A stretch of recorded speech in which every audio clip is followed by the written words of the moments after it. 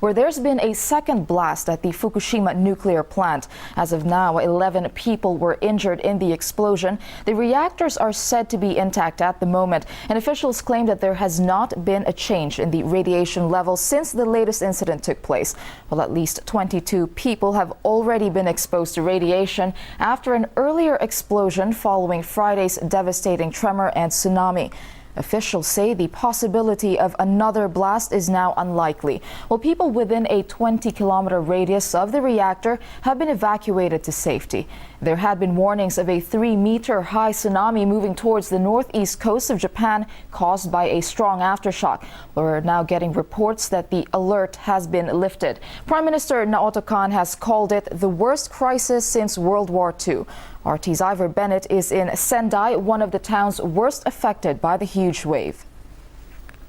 We don't know the full extent of the damage of that second blast in the third reactor at the Fukushima power plant number 1. But the initial reports are that the actual reactor itself, the vessel containing the radioactive materials, isn't damaged. That's what Japanese media is reporting. However, the explosion was so powerful that one of the walls surrounding the reactor has collapsed. But we don't know the full extent of the damage. We don't know how much radiation is escaping either. But if the vessel itself is intact, which it seems to be, according to Japanese media, then it's not the full-scale nuclear catastrophe that was feared earlier today. As soon as it was reported on Japanese radio, as soon as I heard it in the taxi I was in, coming back from the coast, immediately afterwards the advice was to stay inside. But just half an hour ago, we were at the coast witnessing the destruction and the devastation that's there as a result of the first tsunami, when we actually got told by police there we got shouted at and ordered to drive back to safety as soon as possible and to reach high ground, because there were reports of another tsunami approaching. We didn't know how long we had, but the first tsunami only took 9 minutes to reach the coast after the first earthquake. So there was panic there. The police were shepherding people out as fast as possible.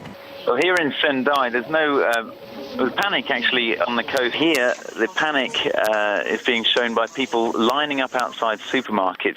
One queue we saw outside the main supermarket in the centre of town was about 1 kilometre long, and that's no exaggeration. People have been queuing up overnight to try and stock up on food. So people are obviously concerned that potentially the spread of radiation might mean they have to stay inside, or another earthquake could lead to food shortages. Already there are food shortages in the town and in this whole prefecture, in fact. One man yesterday we met had to travel 70 kilometres to stock up on food, and right now several of the food shops are limiting people to 5 items maximum, and they're having to queue up hours at a time to get into the shop. So obviously there is some level of panic. People aren't showing it on the surface, but they're definitely concerned to be so much so they're stocking up on food and also fuel. On our way here, last night we saw a long queue of cars, again about 1 kilometre long, outside one of the few petrol stations that were open in the Fukushima prefecture, and there they were only being limited to 20 litres each of petrol. So there's definite fears of just here of the necessities.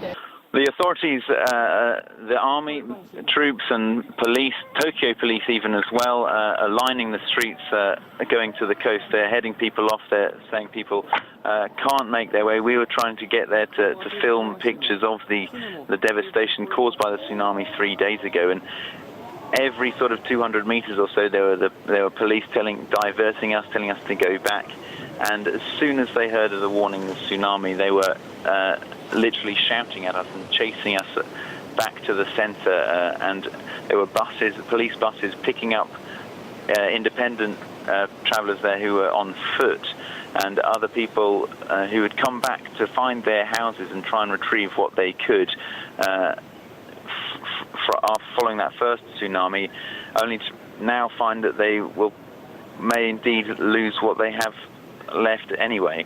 The damage is absolutely complete. You don't get a real feel for it until you actually see it, until you actually get to the coast, those worst hit areas. The tsunami completely wiped out everything in its path. It's very clear that, and it reached 8 kilometers inland, and that was just in 9 minutes following the earthquake. it must have been an absolutely incredible force. We wiped out trees, buildings. There are cars floating in what appears to be an inland sea there. It's absolutely devastating. You don't fully understand it and don't fully realize the power that it must have wielded until you actually see these pictures. And we saw people sifting through the remains of what was their house. There were boats as well and beach skidoos that had been washed up 7 kilometers inland. So clearly the damage is vast. But inland, there are a few buildings damaged. In the center of the city, things functioning pretty much as normal in terms of infrastructure. Buses now I can see on the road, they're starting to run their operations, but trains are still not, out of fears of aftershocks and potentially another tsunami.